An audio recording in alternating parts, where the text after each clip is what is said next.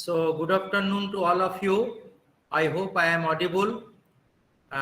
Respected today's speaker, Dr. Sanjay Sachdeva, respected Dean Veterinary, Professor Brahmadev Patnaik, um, many senior professors, professors from outside Sikha and Anusandhan University, our international students from different countries, our NSS volunteers, our student friends.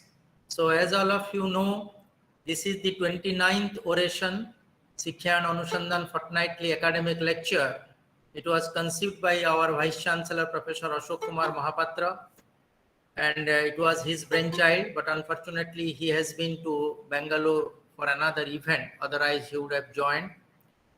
And we have got our friend from Dubai also, I think.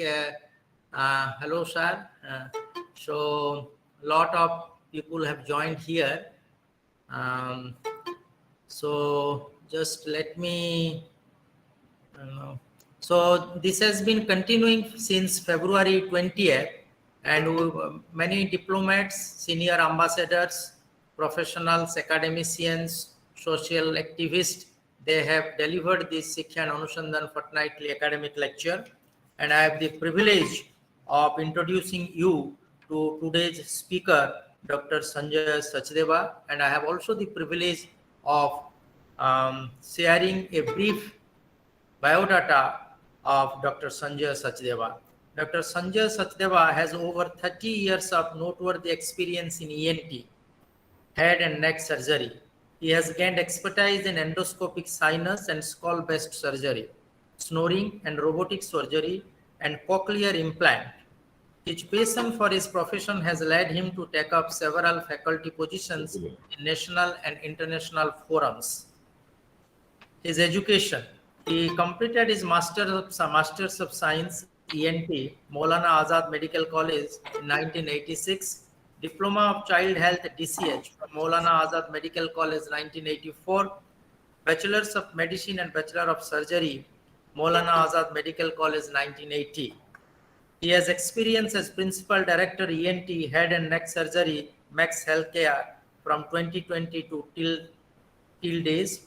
Director ENT, Head and Neck Surgery, Max Healthcare from 2010 up to 2019. Director ENT, Fortis Healthcare 2006 to 2010. Director ENT, Apollo Hospital 1996 to 2006.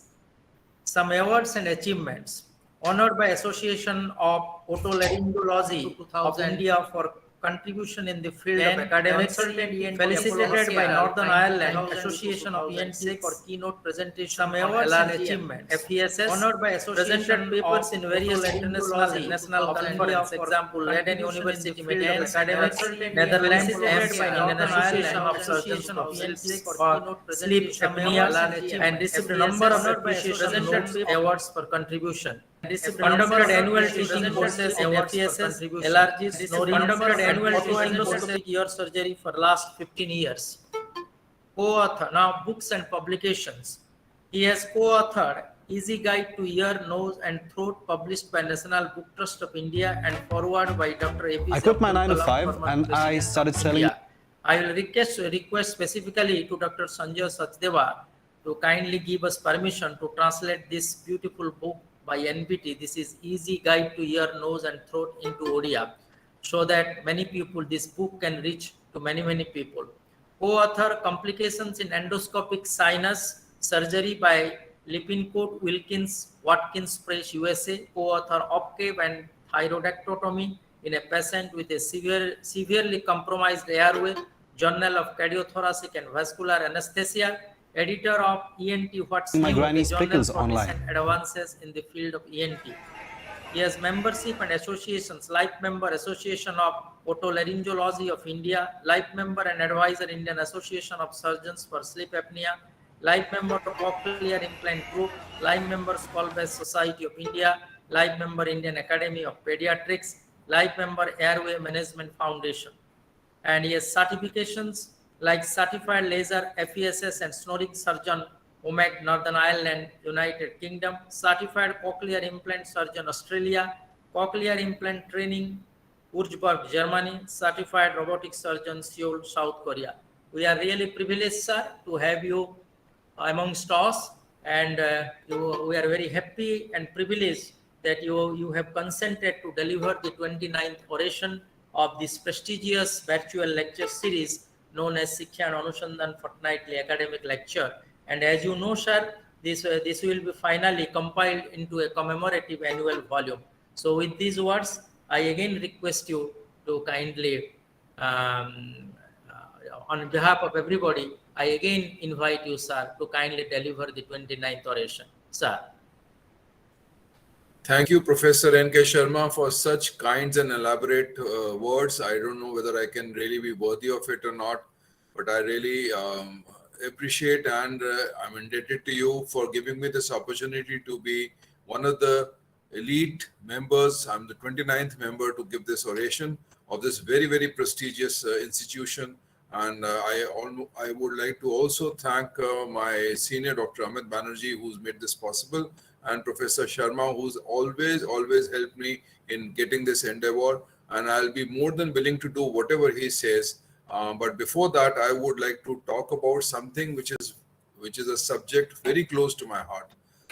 The reason why it is close to my heart is that snoring implications and its effect on human body is something which is very, very much evolving. I mean, it's basically changing every day. Practically every 2 years, you see that more and more problems are being related to snoring and obstructive sleep apnea. But before I go into such big medical words, let me be very, very simple. I'm sorry, there would be times when I overlap my liberties of being a human being to a doctor, and I will get some medical jargon in, but I will try to simplify it as much as possible for the benefit of all, because I feel this is a subject which we all should be aware of, because public awareness will get this major problem into control. So let me start my slide, sir. We all know that nature is a perfect balance, and you can see it in this slide how nature really works. And we also know that as a child, fat is beautiful. You love this small child who's fat, moving around, chubby child. But moment the same child becomes fat and obese and adult, this is where the problem starts. So let me go back on some history. We think that we are cat's whiskers by devising few things here and there and saying that we have done this and we have done that, not realizing that these things were thought about by ancestors, especially all over the world. And of course, we are so proud of our Indian heritage, where all those factors were already seen, controlled, and devised, and also being treated earlier. But unfortunately, it was lost during the come up. So let me go take you back to Charles Dickens, the Pickwickian Papers. And this is where he describes a boy, an obese boy, keeps sitting, snoring and sleeping, drooling, does not get up. He's most fixed to the chair where he is, and that actual picture is happening to all our patients. So this is what Osler realized, that this is an entity, this is a medical entity. It is a problem. It is just not a habit. So this would then be considered as early as to 1918 as Pickwickian syndrome, which was picked up after so many years by Glutamalt in France, where he described a medical condition related to this problem of snoring, hypersomnolence. Hypersomnolence, basically daytime sleepiness, snoring, drooling, dull boy. This was then realized and then talked about a medical condition which we now know as obstructive sleep apnea syndrome. So I'm going to explain every single word on that. I will say how it comes up and what happens. But this was in 1973 that this medical terminology came in. So it's not that old, isn't it? So Fujita in Japan then devised surgeries to correct this problem. And this was done in 1981, and at the same time in 1981, Sullivan in USA started what we call as a medical management of sleep apnea syndrome, which is again considered to be a gold standard at this point in time and major treatment modality. So when we are talking about snoring, we all know that all our parents would talk about elderly snoring, and we also know now that children snore as well. And though, is this a social problem? Yes, it is a social problem. Of course, the partners would not agree to it. Would not be happy sleeping with a person who's snoring throughout the night, and they get disturbed. If the snoring is loud, it goes to the next room. The children get disturbed. The parents get disturbed. So snoring is certainly a social problem. But besides that, snoring can sometimes lead to a disease. And this is disease. How does it lead to a disease? Let's come on to the etiopathogenesis, as what we call as genesis of the problem. But before we do that, we also should realize the quantity of disease entity in this problem. It's major. It's really major. That means 1/3 of US population snores. And I'm sure the same would also be true in our metros. And there may be a possibility that in northern India, because of our lifestyle, the factor would even be more, magnitude would be more. And I'm sure it is a lifestyle problem. And we all know that lifestyle changes are required to correct this snoring and its disease. So what happens is that 35% men above the age of 50 years would start snoring. So we know that this is a problem of elderly. But not only that, we also realize that now the age is not so much of a factor. As a matter of fact, there are a lot of studies now showing that anybody who's snoring and has this disease between the age of 35 to 50, the medical implications in these men or women is much more than elderly snoring and having an obstructive sleep apnea. So this is something which is really important for us to realize, that so many disease entities are now linked to snoring. So the factors also say that 2/3 of all our snorers are obese, but that still leaves that 1/3 absolutely fit athletic person who's still snoring and may also have a disease. The disease which is caused by snoring is what we call as obstructive sleep apnea syndrome.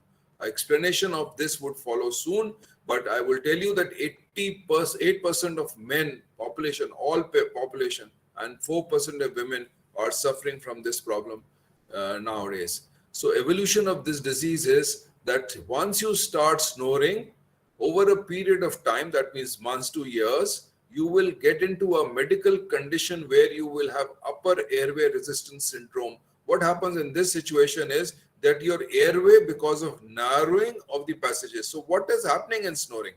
Snoring is produced, a sound which is produced by soft tissues of our body where air passes very, very rapidly. So when there is a narrowing, air passing through it in a very rapid fashion, the soft tissues around that airway will start flopping and flapping and then produce a sound of snoring. So once this airway resistance, or the airway which is from where the air is going, gets even further narrower over a period of time, because this is a dynamic airway, we will come to it in a short while from now, but then this condition then becomes a medical entity which is called upper airway resistance syndrome. And what does it lead to? These people who have upper airway resistance syndrome, they do not get high quality sleep in the night. They will be sleeping for 8 hours, but their quality of sleep, that means they don't ever go into a deep sleep. So because of that factor, that they don't go into deep sleep, they are not restful in the night. And when they get up in the morning, they get up with a heavy head. They are not focused in the morning. They feel sleepy during the day. And this hypersomnolence, we call it hypersomnolence, like the child of Charles Dickens. The child was sleeping throughout the day. So this person will also be feeling like having coffee throughout the day, will not be able to attend meetings with a permanent, fixed focus mind. So this is where the problem has now started. So snoring has now gradually evolved into a medical condition which we call as upper airway resistance syndrome. And over a period of time, again, the chronology is the only factor which is there. Otherwise, obstructive sleep apnea is inevitable if you do not control upper airway resistance syndrome. So So what I'm trying to say is that if we can control snoring, then we control a disease entity which is called obstructive sleep apnea syndrome. So what is so special about snoring, obstructive sleep apnea syndrome? We are going to see that why is it so special? How is it important for us to understand why is obstructive sleep apnea so sinister in our medical terminology? But coming back onto the factor of snoring, so we all know that when the snoring starts from the tip of the nose till the beginning of the voice box. So this is where the factors are: tip of the nose till the beginning of the voice box. This is a dynamic airway. This is an area where there is a dynamism there. There's no fixed pattern. It will depend on how the jaw is placed, how the tongue is. If the tongue is large, if the tonsils are enlarged, if the soft palate or the tissues here are bulky or pushing it inside, the airway can be compromised, narrow, depending on person to person, depending on multifactorial situations, which will of course become a little medical jargon. So we'll leave it at that. But we know that either if the bones are small or the soft tissues and the lining is lax or weak, or if it is filled with fat in obesity. So obesity would increase the fat content in these soft tissues, making it bulkier and heavier. And you know how fat is pretty heavy and not that easy to get rid of. So by this process, when this airway is compromised by these factors of either bones being small, the muscle tone being less, the soft tissues being bulky, Bernoulli's principle and Venturi effect starts coming into play. And this is a principle which you people will be much better well versed with than I am, but you can understand that this is the same principle which brings the aeroplane up. So 150 passengers with the engine going strong, and there is a negative pressure created on either side of the engine, and that negative pressure brings the aeroplane along with 150 people against the gravity to go on to 30,000 feet. So this is the same principle which follows up here. So air which is passing through narrow passages, the narrowness is because of the bones, either bones, soft tissue, lining being lax, or bulk in the soft tissue. Then this air will produce a negative pressure, making that soft tissues vibrate. And this is a sound which is being heard when a person is sleeping. And the moment they get into deeper sleep. Now, what is sleep, isn't it? Sleep is something where you are going to be restful. You need your muscles to be relaxed. You need all your toxins throughout the day. You've been working hard. The toxins need to be washed out. And this washing out and getting complete rest in the night is very, very important for our health. So we all know how important a good sleep is. Saints could sleep for 3 to 4 hours because they could actually get into deep sleep immediately. We take some time to get into deep sleep, but the deep sleep is imperative, is important for our health. Otherwise, you have a quality of life, quality of health issues, which are important. So this will be directly relation to the decreased muscle tone when it happens in deep sleep, because sleep is actually because of muscle tone getting less. And in this tissue, which is already laxed and relaxed and compromised and narrow, the airway will completely collapse. And this collapse will decrease the oxygenation. The decreased oxygenation will bring up the carbon dioxide in the body, and deep sleep will then be converted into superficial plane of sleep. Why does that happen? Because moment oxygen goes down, carbon dioxide goes up, the brain will start actually working and telling the person, listen, this is not right. You're going too deep into sleep and you're losing oxygenation. You will have problems, medical problems. So please get up. So it's not physical getting up, but actually at a subconscious plane, there will be a sleep fragmentation. That means from deep plane of sleep where the muscles are getting relaxed and the airway is collapsing, you get into a superficial plane of sleep.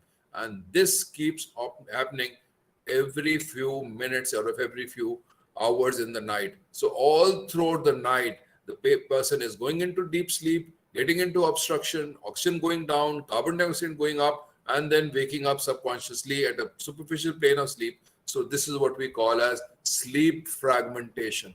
And this sleep fragmentation, because the person has not got the right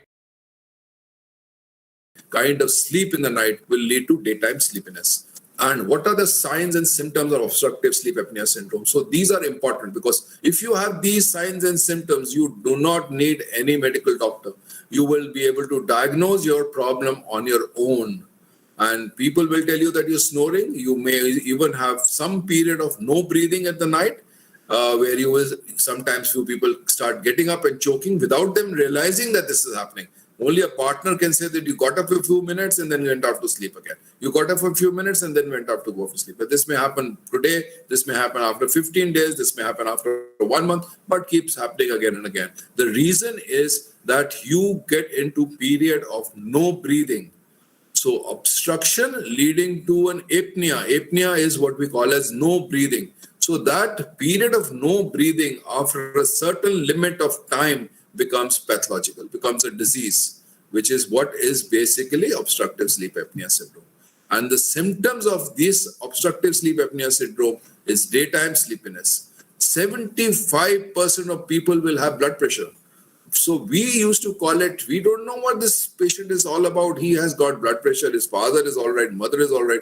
No genetic predisposition to blood pressure. He's fit, otherwise he plays badminton, he plays whatever he does, but still he has blood pressure.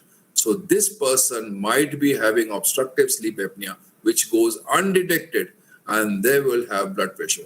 And people who have severe obstructive sleep apnea, sometimes their blood pressure is quite labile. They don't get controlled with one medication, two medications. The physician will keep adding medicine.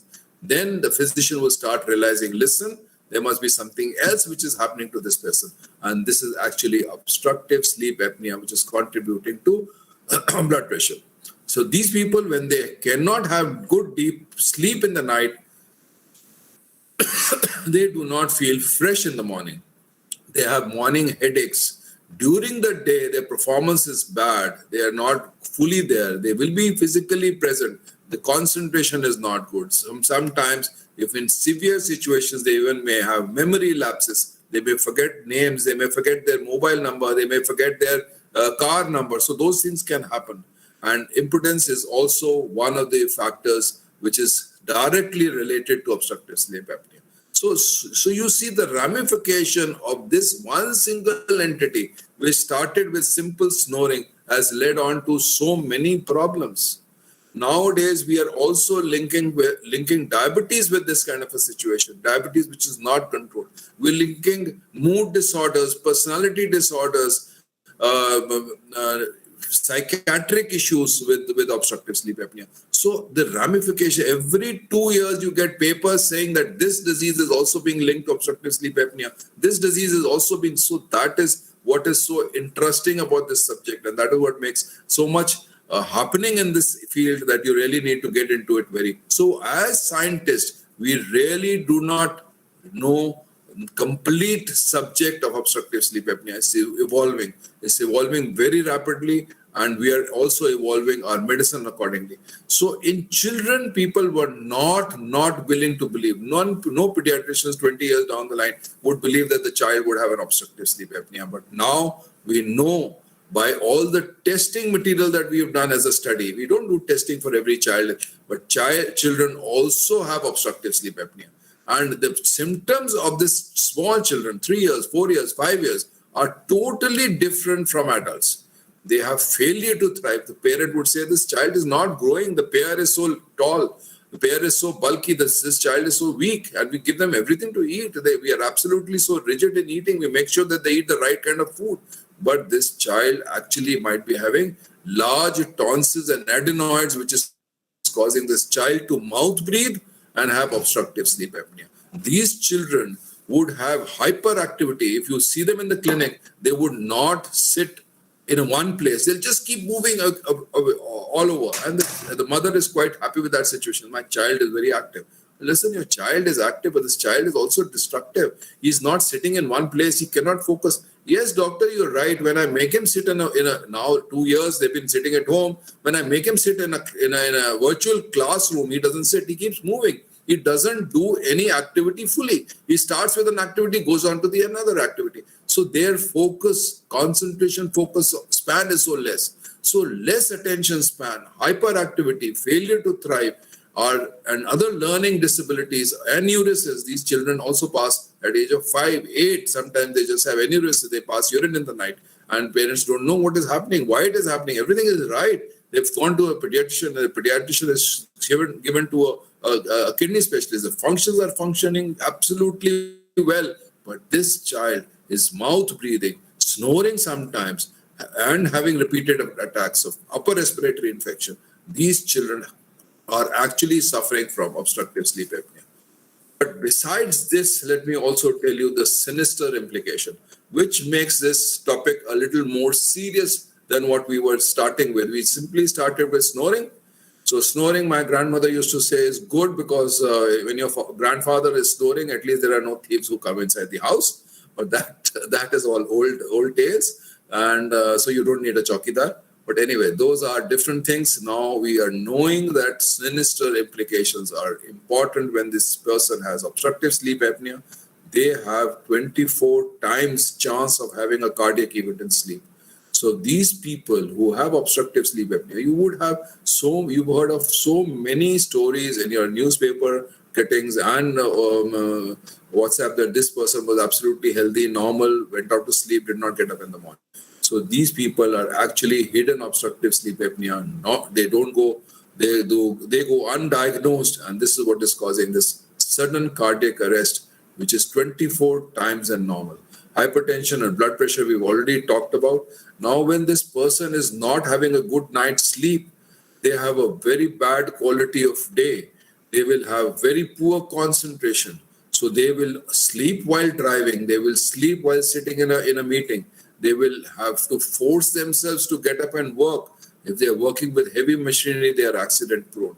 So this has a major, serious economic burden on our society. So that makes our life more difficult when it comes to obstructive sleep apnea syndrome. So once we know that these are all the things which are happening to us, obstructive sleep apnea, what do? Do we panic? No, we don't panic. Fortunately, this problem is 100% correctable. But you need to investigate, you need to know what is behind it, and then you have to treat it. Not every person is going to get into a CPAP. Not every person is going to get a surgery. There are other modalities also available. Let's gradually get on to what we are talking about. So we have to know what is the level of obstruction. We've already talked about the dynamic airway, which is from the tip of the nose to the beginning of the voice box. Beyond that, the windpipe, the chest is more or less same in every person, unless there is a disease. But mostly everything is same. But what is more mobile is the soft tissues of the throat, the soft tissues of the neck, beginning of the food pipe, beginning of the voice box. That is a dynamic area. And we have to know what is the area which is obstructing. So how do we know that? We can do an endoscopy. We can get a plain X-ray. We can even get, if you are more flexible, then we can get an MRI. MRI basically means that this person can actually get a dynamic picture of what is happening when he's sleeping. The person does a normal work throughout the day. Then he goes for an MRI in the evening, late evening when he's tired. And then the MRI people, they put a lot of muffs inside the ear so there's no sound. MRI machine produces a lot of sound. And these people invariably can go off to sleep anytime and anywhere. So, doctor, sleeping is not a problem. I can just go and sleep anywhere. It doesn't take, doctor, my husband goes off to sleep in 30 seconds. I mean, by the time I'm talking to him, he's just gone off to sleep. So that is a very common issue. So that is the advantage that we take in MRI, that we make these people sleep in an MRI machine, and we can actually see the dynamic airway collapsing, the area of collapsing, the degree of collapse, where all it is collapsing in an MRI. And same thing can also be done in a sleep endoscopy. So sleep endoscopy is that we can't actually mimic sleep, Sleep is so variable. One day you will not be sleeping in the same kind of a pattern, physiological pattern. But we try to mimic sleep as a sample. So give a little injection, anesthetic gives a little injection. You sleep for about 1 minute to 2 minutes. A camera catches all that area, all that information in the hard disk, and then we revise it and see where is the obstruction, what is the degree of obstruction, what is the vector which is causing obstruction, what are the reasons why this obstruction is occurring, and then we can actually give a treatment plan. So, and we also like to do what we call a sleep study. So when we are talking of obstructive sleep apnea syndrome, there are so many other reasons why a person can have daytime sleepiness. So the other reasons we are not going to discuss today, but will have to be ruled out, because we can't label every person who has sleep fragmentation, daytime sleepiness, into obstructive sleep apnea, because there are other causes which needs to be ruled out. And what are they and how are they to be ruled out? They have to be done by a sleep study, which is a simple study which can happen in your house, it can happen in the hospital, it can happen in a nursing home. All they do is attach a machine, a very simple machine nowadays. It gets simpler every year, to your wrist or to your chest, and then the machine keeps observing, keeps noting, keeps like a Holter, like a ECG machine, keeps doing deep study throughout the night. In the morning, the technician comes, takes the machine out, and in the evening they give you a computerized report. That report would have told you if you went to sleep, what happened when you went out to deep sleep, did you go into deep sleep or not, the duration of your sleep, the deep sleep, the saturation that occurred during the day, the heart rate, the pulse, the blood pressure, and the EEG pattern, the brain pattern, how it went and what happened. So all those factors can be easily seen. Which position was worse? When you lie down flat, more on the right side, more on the left side?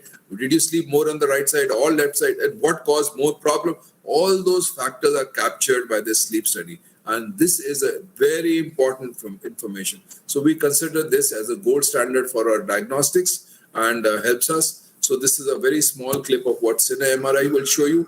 Here it just shows you, the arrow will tell you where the obstruction is. So very unusual area for obstruction, which could have been easily missed out. But Cine MRI helped us that it was this. It is a very large tonsil at the back of the tongue.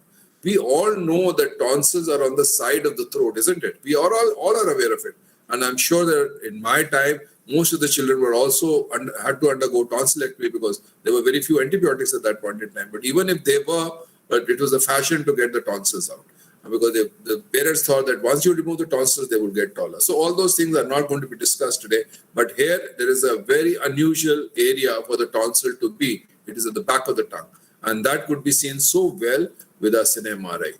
And this is a clip which is showing you video endoscopy in sleep. But before that, we will take you to a sleep lab. This is what sleep lab used to look at least 20 years back, with so many gadgets, and you had to do it in a hospital. But now it is almost like a small, simple machine which can be taken to your hospital, taken to your home and fitted, and then that's it. So this is what is called a sleep endoscopy.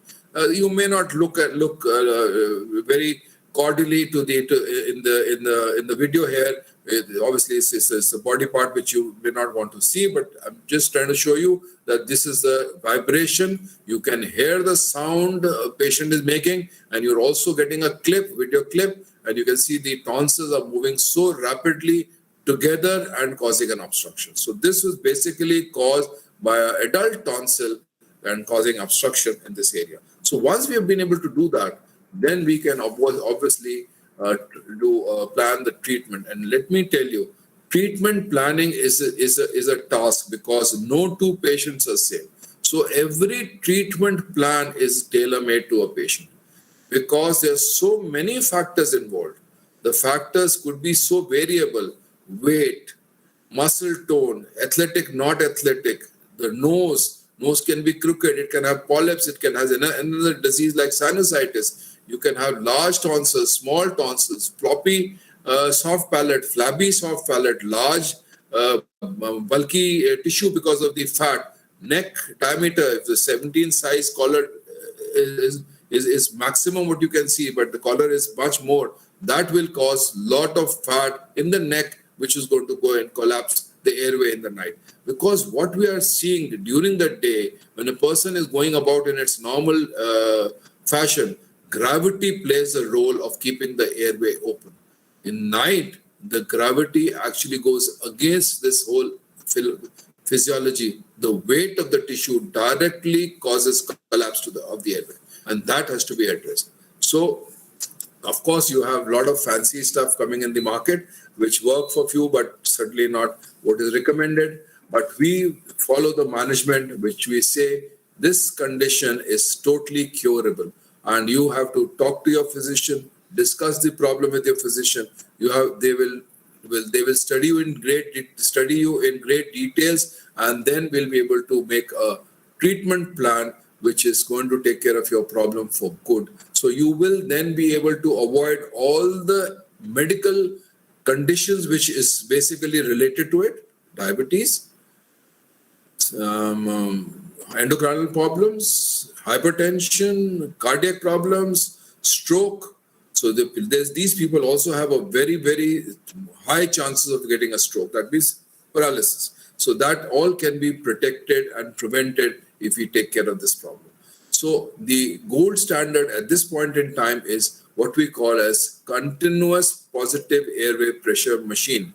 It's a small machine which is fitted in the night, so every person knows how to fit it himself or herself, and it is switched on. And what this machine does is basically gives an air pressure, and this can be an auto CPAP. That means automatically it will judge how much is the resistance. So depending on the airway resistance, the air is pushed in. This air opens the airway which is blocked. So very simple principle, but works. But also the word of caution that worldwide literature shows that all those people who have been given auto CPAP or BiPAP or CPAP, 45 to 55% people stop using it after 2 years of age. So that's a huge number of failures, in the sense that they were getting all right, but then they get fed up of this and they don't want to use it. So the reasons are multifold, and I don't think I will be able to take this in this lecture because there's so many, and most of the medical jargons would come up. But I would also like to tell you at this point in time that we also have surgical options, and we also have a combination of both. So making this auto CPAP more conducive for a person and should not get 50% rejection at the end of 2 years. We also have very minor surgical issues which can be taken in conjunction with the CPAP, so that the compliance of CPAP use is better, because we have to understand that we are at this point in time trying to prevent very, very sinister issues in this person who has now been diagnosed not snoring but obstructive sleep apnea syndrome, which is a medical entity. Dental implants also help because they bring the jaws forward, the upper jaw, the lower jaw, the tongue, and that can increase the airspace. And every centimeter of increase of airway in that area will increase the resistance by 4 times, raised to the power 4. That's the physics principle, which I'm sure you people are more aware than I am. So this is what CPAP is talking about. We are talking about continuous positive airway pressure. This is a very old picture. Don't think it looks like this anymore. This is only to scare you, but it doesn't. It's very fancy now, and things are becoming very, very nice. So this is only to show you that earlier when the Sullivan started, this is how it started. So the thought processes occurred in 1982, but now we are in 2022. So much more sophistication has been brought in. The help of this machine has saved many lives. So pressure must be individually titrated. We have already talked about the compliance, which can sometimes be as low as 50%.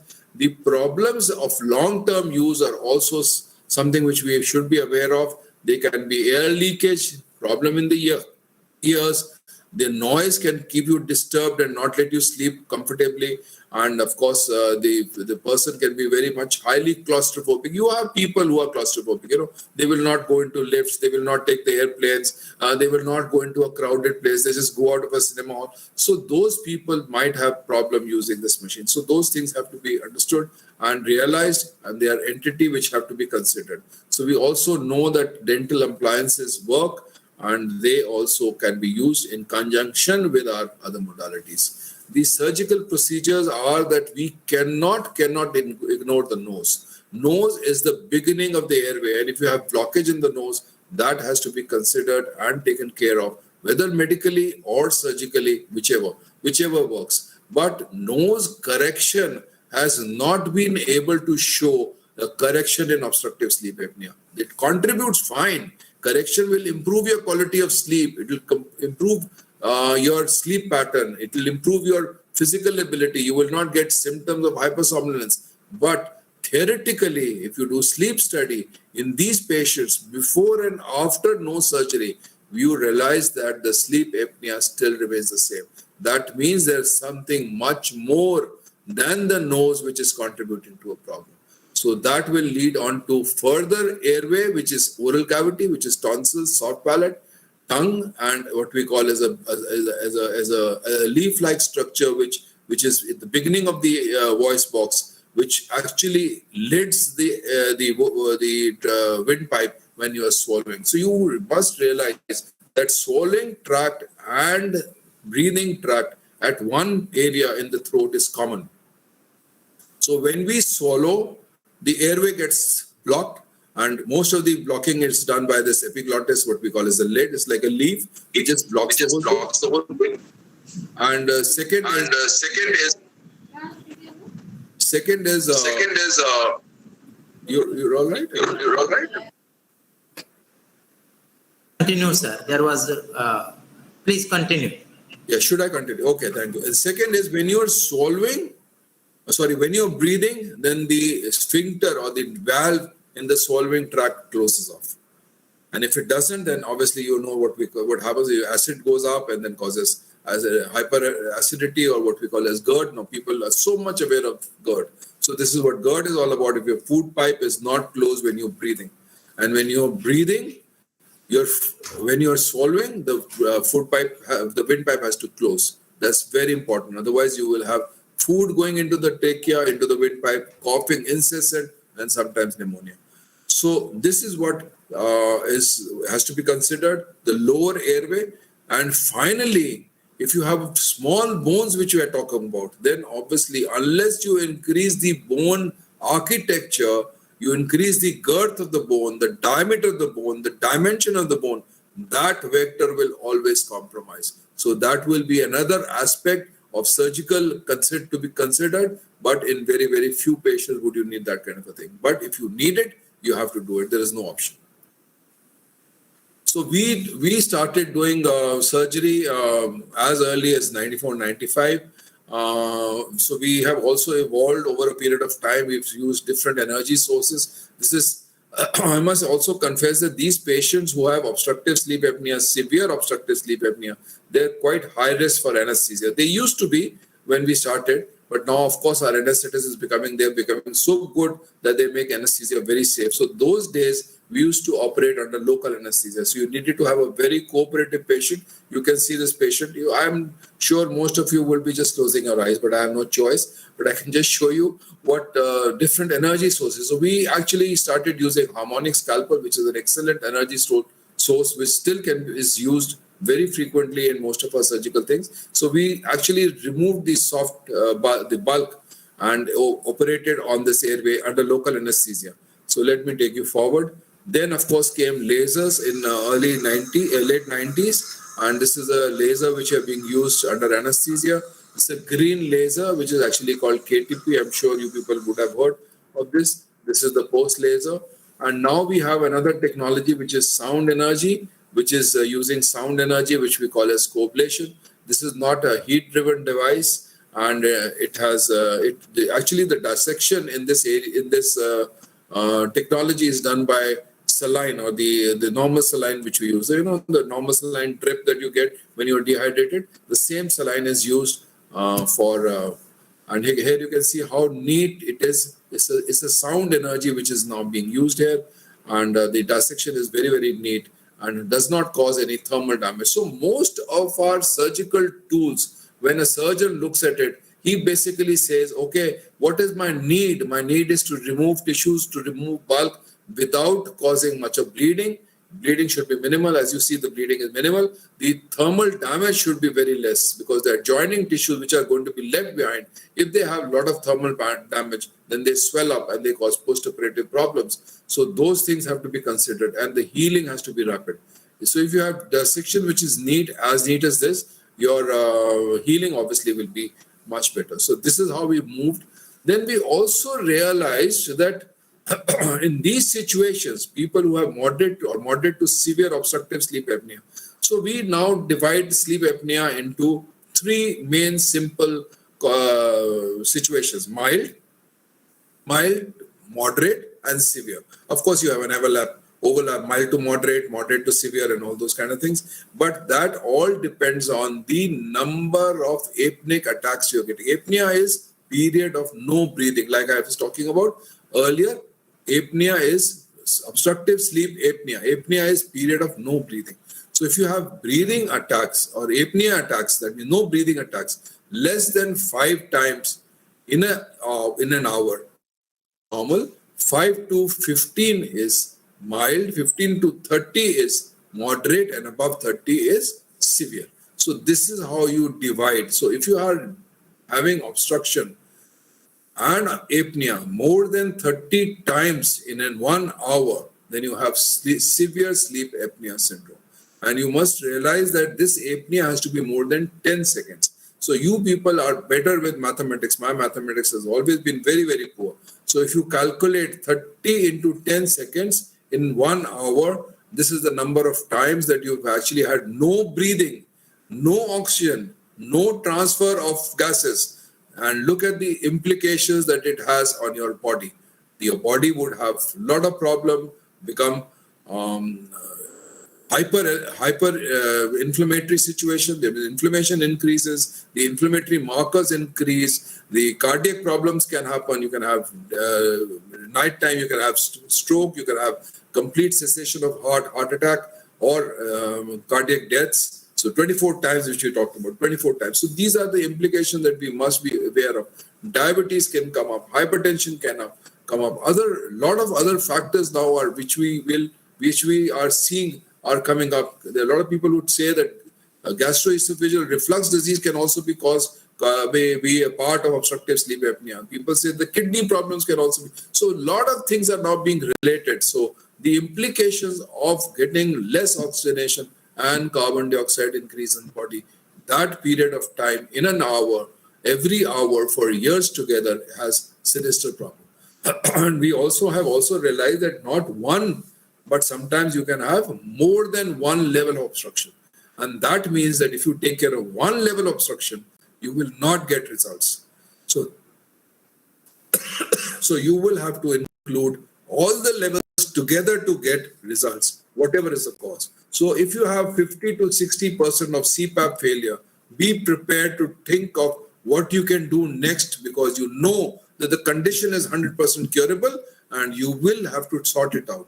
So now the technology has moved to no major surgery, no ghastly surgery which you've seen, nothing of that kind. A small needle which goes into the tissues. All what we need to is basically shrink the tissues, isn't it? Do not change the architecture. Do not change the tone of. Do not change the look of the throat inside, unless it is a very large tonsil which has to come out. But if there's flabbiness, fat in the tissue, then you can absorb that fat. You can do absorption of fat anywhere in the abdomen with so many machines, cosmetic machines, which you see. Probably every nook and corner has now machines which take away abdominal fat, isn't it? By all the modalities which are available. And one of the modality is again the sound energy, radio frequency, which is done at multiple levels, multiple settings as an outpatient procedure, like a root canal treatment. So no anesthesia, no anesthetist, no hospitalization. Come to the OPD, get this procedure done, 15 minutes, go back, come back after 3 weeks, get you. So 3-4 sittings will take care of every area which is obstructing, seen by all the investigation that we have done, and that will take care of your problem. But having said that, most important is self-help, very important. So this is something which is in our hands. If you're doing all these procedures for somebody who's 110 kgs of weight, I'm sure you will understand that nothing will really work. If your BMI is more than 35, please hold on your horses as far as medical management or surgical management is concerned. First, get the weight down, because increased weight, increased flap More obstruction, the requirement of that body as far as oxygenation is concerned is so multifold that whatever you do in the airway will not ever compromise for the oxygen demand this patient has. So please reduce the oxygen demand by reducing the weight, adopt an athletic lifestyle, avoid alcohol within 4 hours of retiring. Sleeping pills, tranquilizers, antiallergics, they reduce the muscle tone. Thyroid dysfunction reduces the muscle tone. So the muscle tone is less, obstruction because of airway collapse is going to be more. And these people are more prone to obstructive sleep apnea. Sleep on the side, because you know when you sleep straight, the bulk of the tongue and bulk of the soft tissue falls back and causes obstruction. You may also help in getting the bedside elevated, because that will be again improving the so-called gravity vector, and that will improve the obstruction. So pillow height should not be in such a way that it kinks your neck.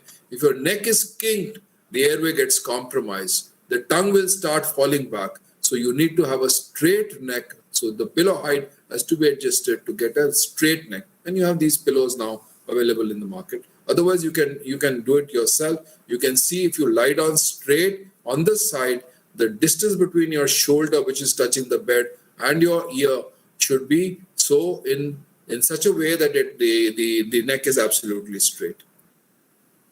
I think I might have overshot the time. I'm afraid I got carried away by this subject. But there are so many things which can be discussed. But these are few of my. This is a book that we're very proud of. My co-author is in UK. He's been there for 38 years now. Retired now, of course, and he's ready to write more books. But this is a book which was, of course, forwarded by our respected late President of India, Dr. APJ Abdul Kalam, whom we are so proud of and hold him in a very, very high esteem, literary. And thank you all for not snoring. So thank you, sir. Thank you, sir. Thank you for your inspiring lecture. Actually, now we have got still 8 minutes for some of the questions. So I will ask, actually I was really wondering how much physics is there behind such a topic called sleep disorder, and so many vast sciences involved, particularly Bernoulli's principle and that Venturi effect, because we are teaching our students that the rate of flow is constant. So the area into velocity is equal to constant. So when the area decreases, the velocity increases, and the increase in velocity will create a low pressure, and air will rush from every side, so that will automatically collapse the air passage. So very beautifully explained actually. And so I am really excited. So I think our fellow audience must have been also very, very enthusiastic about such huge science behind such a small topic called snoring. So now anybody who can ask questions, please. Yes, sir, may I? He is our Dean Veterinary Sciences, Professor Brahmadev Patnaik. Sir, please ask your question. Thanks, Dr. Sachdeva, for a very, very scientific but informative talk. The situation appears very pathologically very, very complex. You said ATO pathology very complex. Now I have certain queries. What is the level of occurrence in India of this OSAS? Second, is smoking is a precipitating factor? Third, if a smoker inhales his plain steam in the morning through mouth and nose, will it help in maintaining a healthy airway? My fourth query is that, as per your talk, it appears pathologically very, very grave, because low oxygen means low longevity, low life. Tissue burning will be low. The pathology and the prognosis appears very, very dangerous. I mean, if snoring is not as simple as snoring. Snoring is damaging oneself. So, sir, how to maintain a healthy airway in our lifestyle? Because there is pollution all around. So, in this scenario, what you can do at the home level to maintain a reasonably sound airway. Yeah. So I think that you actually raised a very, very pertinent and important question, Dr. Patnaik. So your first thing is tobacco. So no doctor on this earth would ever advocate tobacco, because tobacco, we all know the implications. The tobacco will cause a lot of swelling in the nasal passages. It will cause thickening of the lining of the oral cavity and the windpipe, and will certainly have an ongoing inflammation, which is going to cause problems patency. So that is something which is, in spite of the fact that you may be taking steam in the morning, but that tobacco effect, the damaging effect of the tobacco, will certainly be there. So I think that's one aspect which I can be very clearly tell you that that's not. But your second and third and fourth question are very pertinent, saying that how do we make sure that healthy. So one thing is which is very important. Of course, you cannot control pollution at this point in time. We're all trying, aren't we? But that is something which is preventive and has to be sorted out. CNG going, whatever, electrical cars coming. So they will go a long way. But of course, pollution is there. It's an entity which you cannot ignore. And in these circumstances, we have to make the best of it. Make sure that our airway is good to increase our long life, to have a healthy long life. So we must have a lot of water. So unless we have a kidney ailment, 7 to 8 glasses of water in a normal day, and if you're actually exercising, you're losing water, then you have to increase your water intake. Because what happens in the nasal cavity, the throat, the windpipe, is if you have nice mucus, then this mucus is healthy to prevent any ongoing assault of pollutants and infective material, including corona. So if you're careful with that, then if you are not overweight, if you have thyroid issue, to control your thyroid, and also to make sure that your passages are clear by doing exercise in the morning or any time in the day, making sure that you don't do it at the time when there is pollution levels are high. So you can do when the sun is up, or maybe at that point in time where pollution levels are quite low. So if you're exercising, you're keeping yourself fit, your muscle tone is good, your airways are nicely open and lubricated, then chances are that you will avoid getting into this kind of a entity of obstructive sleep apnea syndrome. Sir, there is a question from the Regional Director, National Service Scheme, Madam Sharita Patel. Madam, you can ask your question. Madam, are you there? Madam, Sharita Madam, you have raised your hand. Have you got any question? Okay, so probably, sir, another question. Is there any explanation why the snoring is 8% in men and half, that is 4% in women? No, so this figure was for obstructive sleep apnea. Obstructive. Not for snorers. Snoring rate would be much higher, sir. Snoring rate, if you see Indian population, there's no concrete study, but in metros there have been studies done.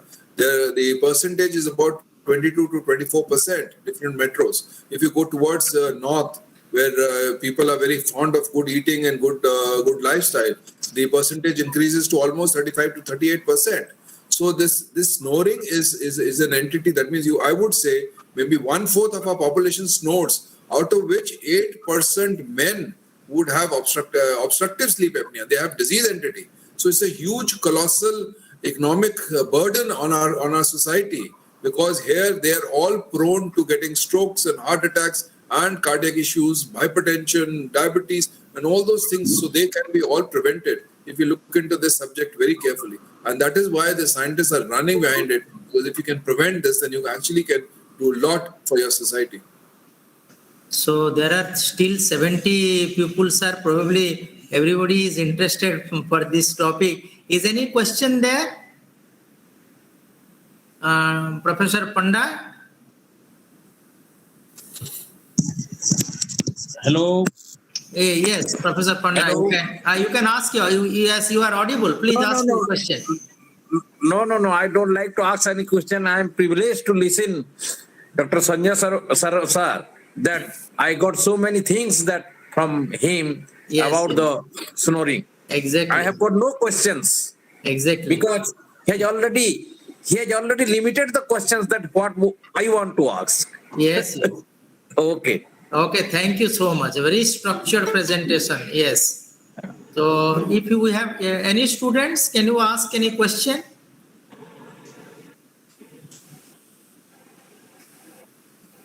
So we are really very grateful, sir, for your kind presence, and out of your busy schedule, you have stolen some time for us.